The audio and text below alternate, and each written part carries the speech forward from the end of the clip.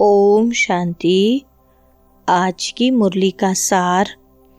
मीठे बच्चे, योग से ही आत्मा की खाद निकलेगी, बाप से पूरा वर्षा मिलेगा, इसलिए जितना हो सके योग बल बढ़ाओ। प्रश्न है, देवी देवताओं के कर्म श्रेष्ठ थे, अभी सबके कर्म भ्रष्ट क्यों बने हैं?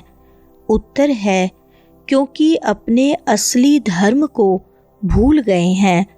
धर्म भूलने के कारण ही जो कर्म करते हैं वह भ्रष्ट होते हैं। बाप तुम्हें अपने सत धर्म की पहचान देते हैं, साथ साथ सारे वर्ल्ड की हिस्ट्री ज्योग्राफी सुनाते हैं, जो सबको सुनानी है। बाप का सत्य परिचय देना है। सुनते हैं मुख्य पॉइंट्स। पहली पॉइंट, मुखड़ा देख ले प्राणी, अपने दिल से पूछो कि कहाँ तक हम पुण्य आत्मा बने हैं। तुम सतो प्रधान पवित्र आत्मा थे। जब यहाँ पहले पहले तुम देवी देवता कहलाते थे, जिसको आदि सनातन देवी देवता धर्म कहा जाता था। अभी कोई भारतवासी अपने को देवी देवता धर्म के नहीं कहलाते। हिंदू तो कोई धर्म है नहीं, परंतु पतित होने के कारण अपने को देवता कहला नहीं सकते। सतयुग में देवताएं पवित्र थे, पवित्र प्रवृत्ति मार्ग था, यथा राजा रानी तथा प्रजा पवित्र थे। दूसरी पॉइंट, 5000 वर्ष पहले भारत पर इन लक्ष्मी नारायण का राज्य था, परंतु उन्होंने यह राज्य कब और कैसे पाया यह कोई नहीं जानते। दुनिया तो इस वर्ल्ड की हिस्ट्री ज्योग्राफी को नहीं जानती, वह तो अधूरी सिर्फ पिछाड़ी की हिस्ट्री जानते हैं। सतयुग त्रेता की हिस्ट्री ज्योग्राफी को कोई नहीं जानते। ऋषि मुनि भी कहते गए, हम रचता और रचना के आदि मध्य अंत को नहीं जानते हैं। जाने भी कोई कैसे? बाप तुमको ही बैठ समझाते हैं। शिव बाबा भारत में ही दिव्य जन्म लेते हैं, जिसकी शिव जयंती भी होती है। शिव जयंती के बाद फिर चाहिए गीता जयंती, फिर साथ साथ होनी चाहिए श्री कृष्ण जयंती। तीसरी पॉइंट, यह 84 का चक्र है। शास्त्रों में तो 84 लाख जन्म का गपोड़ा लगा दिया है। बाप आकर राइट बात बताते हैं। बाप के सिवाय बाकी सब रचता और रचना के लिए झूठ ही बोलते हैं, क्योंकि यह है ही माया का राज्य। बाप बैठ रचता और रचना के आदि मध्य अंत का राज अर्थात दुनिया की हिस्ट्री ज्योग्राफी बताते हैं। भारतवासी यह नहीं जानते कि हम 100 पहले पहले देवी देवता थे, अभी पतित कंगाल इरिलीजियस बन गए हैं, अपने धर्म को भूल गए हैं। यह भी ड्रामा अनुसार होना है, तो यह वर्ल्ड की हिस्ट्री ज्योग्राफी बुद्धि में आनी चाहिए ना।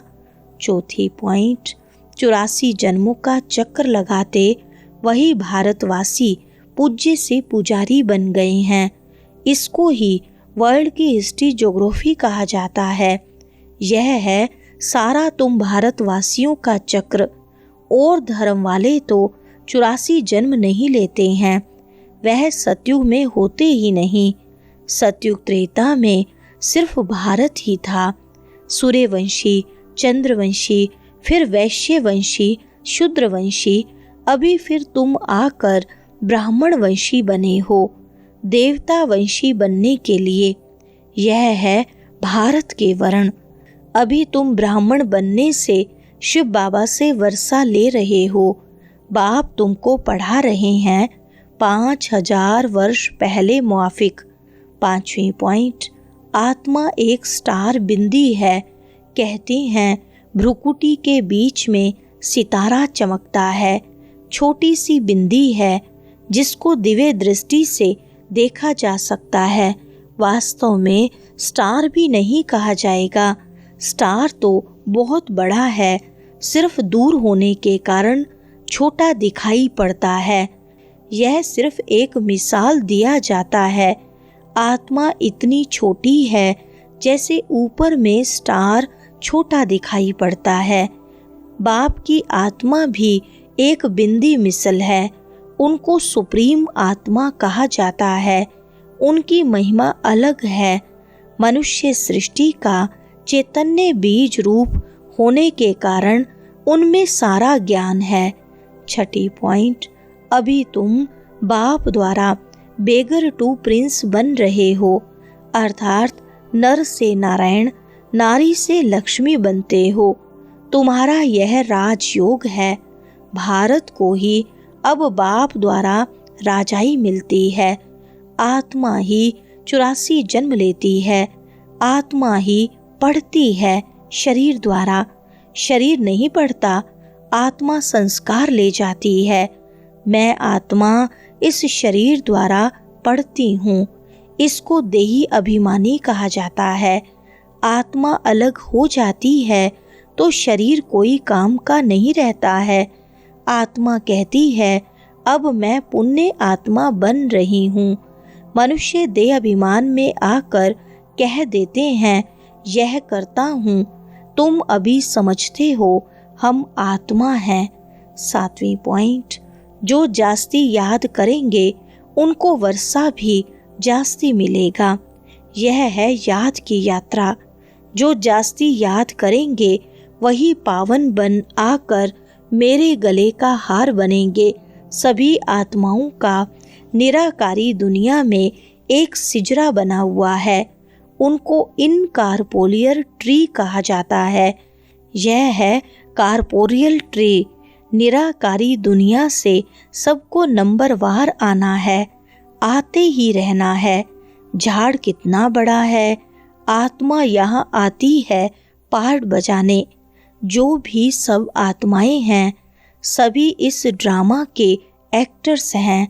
आत्मा अविनाशी है, उसमें पार्ट भी अविनाशी है।